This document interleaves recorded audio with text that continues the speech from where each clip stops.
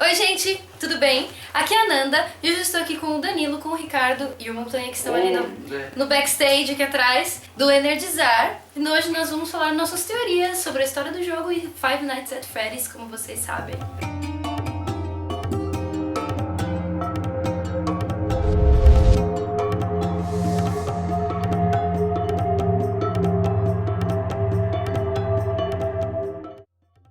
Porque a gente é muito fã, a gente é muito nerd, a gente é... Caralho, quando a gente começou a ouvir falar desse jogo, a gente já tava todo hype aqui. Então, a gente precisa falar desse jogo em algum canal, nos dois canais que a gente tá fazendo agora. Primeiro nós vamos falar quando foi lançado e por que a gente ficou puto. Primeiro, o Scott Cawthon, ele vai e fala: não, vou lançar no Halloween. 31 de outubro. Essa é a data do Halloween, né? Bela data, hein? Eu não sabia. Ai, que burro, dá 0 pra ele. Depois ele fala: eu vou lançar 8 de agosto, a gente, a puta que pariu, já tem que correr pra gravar esse vídeo, porque a gente já tava acertando de fazer esse crossover do canal. E aí ele vai, em vez de lançar 8 de agosto, ele manda demos pros youtubers mais famosos, não mandou pra gente. E depois ele lança no outro dia, velho, o jogo. A gente já devia ter gravado, a gente tava nesse hype todo e o filho da puta vai e lança agora. A gente fazendo uma teoria pelo WhatsApp e tal, um monte de áudio, um monte de foto, um monte de imagem. Quando chegar lá, então, ele lançou o jogo. Filho da puta. E o que a gente esperava do Five Nights at Freddy's 4? Não sei. Eu esperava que ia aparecer a primeira pizzaria do Five Nights at Freddy's, que de todos os estabelecimentos ditos pelo Phone Guy, esse foi o único que ainda não apareceu. Então eu estava esperando que fosse aparecer essa pizzaria. Não é uma pizzaria, é um Phone Guy, né? É mais um restaurante. Vende pizza? Turn down for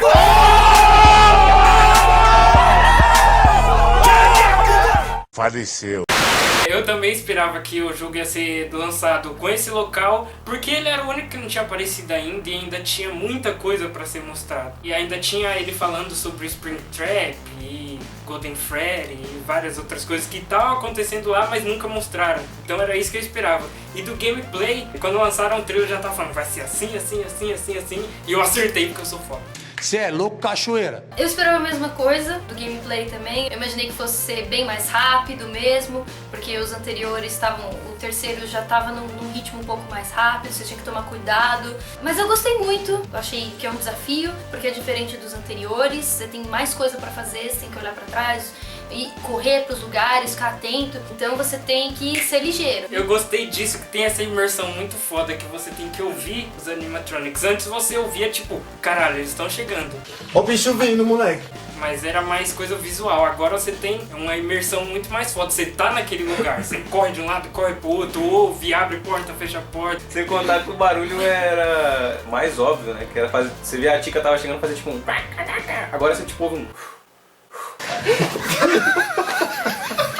Você tem que prestar atenção naquele barulho principalmente. Isso que eu achei foda pra caralho. Foda demais. E o que agora? Agora pode ir pra história já? Pode. Você tem mais alguma coisa pra falar do jogo? Não. A história, ué.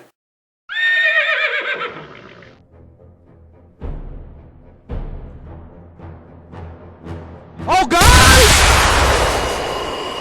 Bem, a história desse jogo, eu sempre fiquei muito intrigada com ela e acho que é por isso que eu gosto tanto, que é a história de, aparentemente, 5 crianças que morreram, foram assassinadas dentro dessa pizzaria de um dos seus estabelecimentos. E conforme você vai jogando o primeiro, o segundo, o terceiro, o quarto, você vai vendo que mais crianças foram afetadas, você fica curioso com a história, quem foi o assassino, como isso aconteceu, por quê, todos os minigames que contam a história um pouco das crianças, por que os animatronics são agressivos. A história do jogo é maravilhosa por conta disso, por conta desses assassinatos que você fica se perguntando como. O interessante é que ela é bem sombria. O que mais chama atenção, eu acho, é que tem esse negócio creepy, esse negócio meio creepypasta. E ele dando a entender esse negócio de que tem criança possuindo os animatronics, que animatronic é uma coisa que ninguém explorou em jogo ainda, velho. Foi. E uma coisa interessante que eu lembrei agora que eu ia falar sobre o Scott, que ele é religioso. E antes, ele foi lançar um jogo que era uns personagens assim, tipo animais e tal. O pessoal não aceitou o jogo, não gostou do jogo, porque pareciam mais animatrônicos bizarros do que personagens de criança. E ele, porra, usar esse negócio. Eu vou colocar animatrônicos filha da puta pra assustar o pessoal e, mano, foi um hit do caralho, mano. Quanto hype tem em volta dessa porra desse jogo. Dá voltas, meu querido. Beijo no ombro pro recalque passa hoje. Agora sobre teorias. Eu estou sentindo uma treta! Eu ia explicar minha teoria hoje, minha teoria completa, só que quando eu fiz a minha teoria, quando ele tinha lançado o segundo jogo, ele acabou de lançar o terceiro, e aí eu vou ter que reformular a teoria porque tem peças faltando. Eu reformulei minha teoria e no terceiro jogo, quando eu terminei, faltavam as pontinhas ainda, ele lança o quarto. Bem na cara. Mais uma coisa pra me deixar puto com a data de lançamento foi eu não ter conseguido formar uma teoria em volta disso. Eu não tenho nenhuma teoria oficial, mas eu tenho algumas ideias assim, mas nada que se encaixe tão bem. Você formula um monte de teoria, inclusive até o trailer do quarto jogo a gente forma muita coisa, mas a partir do momento que você joga ou vê um gameplay e você vê tudo que tá acontecendo, você tem que mudar tudo de novo. O Scott é cheio de esconder segredos, assim, easter eggs por todo canto, até inclusive nos teasers, você tem que iluminar mais a imagem pra ver algo por trás.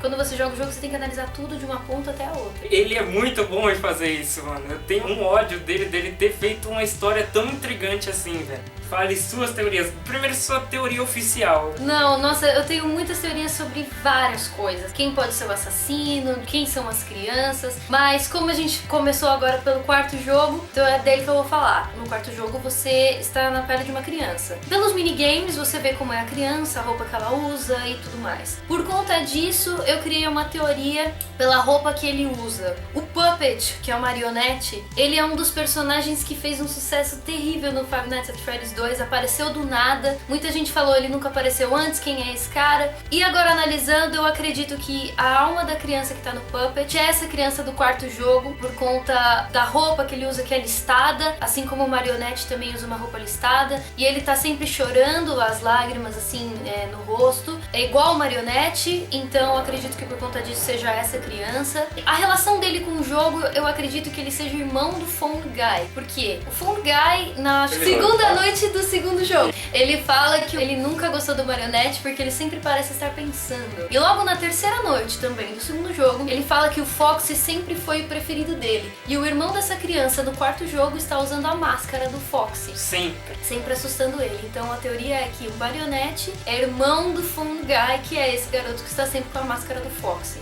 Isso acaba criando aquela rivalidade, todo mundo acha que o marionete quer matar sempre o segurança e o Phone Guy também é o segurança, com certeza, porque ele tá instruindo novos seguranças. Esse negócio de eles terem essa rincha, essa rivalidade, esse negócio de morte, é interessante na sua teoria, eu gostei.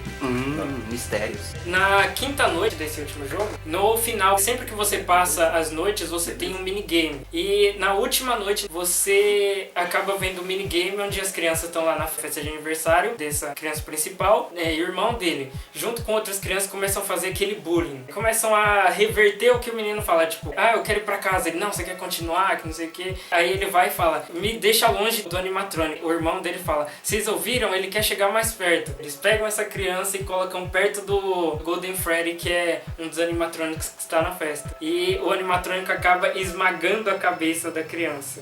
E todo mundo fez um hype do caralho falando, nossa, a mordida de 87 foi solucionada. Essa não foi a mordida de 87. Foi a mordida de 85.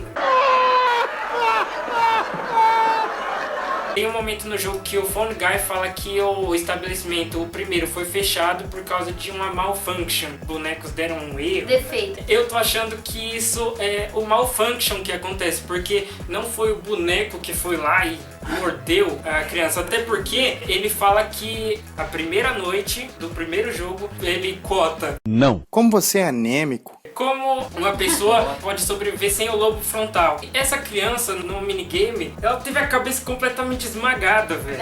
Não faz sentido essa criança ter sobrevivido, como o Phone Guy fala. Então, eu particularmente acho que essa não foi a mordida de 87, até porque tem uma parte que a Nanda me falou, que quando você vai lá num easter egg, num dos minigames, você vai na TV e clica e aparece Freddy Fazbear and Friends em 1983. Isso é a data do primeiro estabelecimento, Family Diner. Vende pizza. Que tem dois animatrônicos que ele fala que um era e outro Freddy. ninguém sabe quem era, ele não fala. E agora nós temos esses dois. tudo aponta que aquilo não foi a mordida de 87 pra mim, ao meu ver. Eu também antes achava que era uma de 87. Até que eu vi um easter egg que o Scott deixou na HTML do site, que estava escrito scottgames.com, mas no meio da HTML, quando você clica lá pra ver, aparece entre as letras 83. E quando você ilumina o teaser do Foxy, também aparece 83 no olho dele. Então ele escondeu esse número, deixando claro que não era 87, mas era 83. Também uma das outras teorias que eu consegui construir por causa do quarto jogo foram quais são as crianças que estão dentro dos animatronics. Isso pra mim sempre foi uma merda de um problema, velho. Eu sempre fiquei, não, são esses aqui. No minigame da terceira noite, que quando a criança fica presa dentro do estabelecimento, ela consegue sair.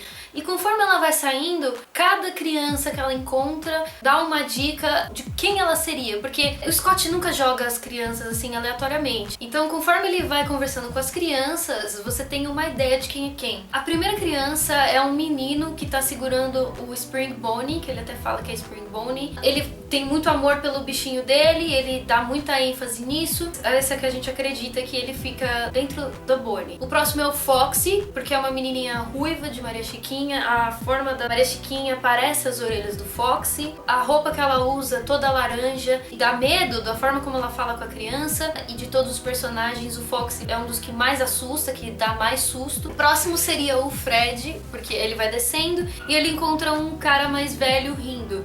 Essa mistura com uma outra teoria, mas eu vou falar por cima só. Nessa teoria dizem que a criança que possui o Fred é a criança mais velha. E de fato esse que aparece é um pouco mais velho pelo tamanho das pernas e tudo, ele parece ser mais alto. E ele tá rindo, ele é o único personagem que tá rindo. E o único personagem que a gente escuta risada nesse jogo é o Fred, é o único que a gente escuta a voz, inclusive, depois do Fox, né? O próximo é uma criança, uma menina loirinha, ela tá com os novos animatronics, né? Eu acho que esse é um easter egg, na verdade. Ela é a mais nova, todos dizem que a Tika também seria a mais nova. Então, por conta disso, a gente acredita que ela esteja na Tika.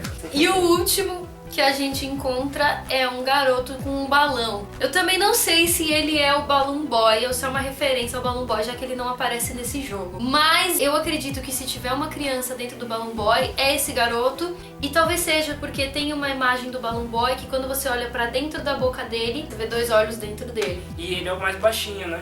É. Isso faria sentido se você colocasse a criança dentro do Balloon Boy e fica naquela altura ali da boca. Agora sobre o segundo jogo ser depois na linha do tempo do que o primeiro, que todo mundo tava falando também quando saiu, que vai ser depois, porque os bonecos são mais novos e não sei o que lá. A gente tem algumas provinhas de que o segundo jogo se passou anos antes do primeiro, que seria o segundo em 87 e o primeiro em 93. São 4 jogos e 4 estabelecimentos diferentes. Cada um deles mostra um lugar e um ano bem diferente. O primeiro jogo acontece bem depois dessa linha do tempo. O primeiro jogo na linha do tempo mesmo é o quarto, que é esse, porque ele se passa em 1983. Aí, logo na sequência, vem o segundo jogo, que é em 1987, por conta do cheque que você recebe no final da quinta noite, que está escrito 1987. E também porque o Scott deixou bem claro que a mordida de 87 aconteceu de fato naquele ano. Aí, na sequência, nós temos o primeiro jogo, que seria situado em 93 por causa de uma continha de um youtuber americano, que a gente acabou surrupiando. Ele fez uma conta sobre o salário mínimo daquele ano e as horas que o personagem trabalhou e dá exatamente os $120 que ele recebe no final da semana, e essa é uma prova de que aquilo aconteceu naquele ano. E também tem uma parte no final do segundo jogo, ele fala que o local provavelmente vai ser fechado, talvez reabrirá, só que com menos recursos. E aí você tem no primeiro jogo a luz, que você tem que conservar a energia, você tem os animatrônicos antigos em vez dos novos agora. O estabelecimento do primeiro é bem menor comparado ao segundo. E depois nós temos o terceiro jogo que se passa depois de 30 anos, que seria de 93, 30 anos depois, 2023. E o que comprova isso? O Phone Guy fala, não o Phone Guy, nosso Phone Guy, aquele que tá falando, nossa, a gente achou umas fitas antigas. Porque ele fala, dude! Ele é mó... Pra maconhês. Ele fala que achou as fitas de 30 anos atrás, relíquias, que faz muito tempo, e fazendo as contas de 93, mais 30 anos, então 2023. Pessoal, muito obrigada por vocês terem assistido esse vídeo, espero que vocês tenham gostado. Realmente ficou confuso pra cacete, eu entendo. É porque no meio do vídeo a gente começou a pensar numas coisas, a gente ficou formulando algumas ideias de pronto, assim, então não deu pra formular tudo. Porra, ô meu pai, O cara pôs a batata quebra no meio, ele olha com uma cara de triste, tá ligado? Eu sei que ficou muito confuso, aqui a gente parou no meio do vídeo pra falar sobre algumas coisas, tem algumas pontas soltas, a gente começou a duvidar do próprio roteiro. a gente ainda tem que pesquisar muita coisa, eu comecei a pensar em algo de pronto, assim, e aí não deu, aí o vídeo ficou um pouco confuso, a gente vai fazer uma outra parte, depois a gente vai ver direito como vai fazer. Mas por enquanto é isso, muito obrigada por ter assistido esse vídeo, espero que vocês tenham gostado. Então galera, se vocês curtiram esse vídeo, se vocês me curtiram, vai assistir lá o Energizar, o canal vai estar aqui na descrição. Eita, ninguém vai ver. Não tá na descrição. Vai estar aqui na descrição, vocês se inscrevam lá, pode ver qualquer vídeo. Tem os vídeos ruins, tem os vídeos bons, mas aposto que vocês vão se divertir pra caramba. E é isso. Se vocês gostaram, clique em gostei logo aqui embaixo. Me diga nos comentários o que vocês acharam. Se vocês tiverem alguma dúvida, se eu puder responder, eu vou responder vocês com certeza. E se você ainda não é uma preguicinha, por favor, clique em se inscrever logo aqui embaixo, que o Google vai guiar vocês. Um beijo no coração e até a próxima. Falou.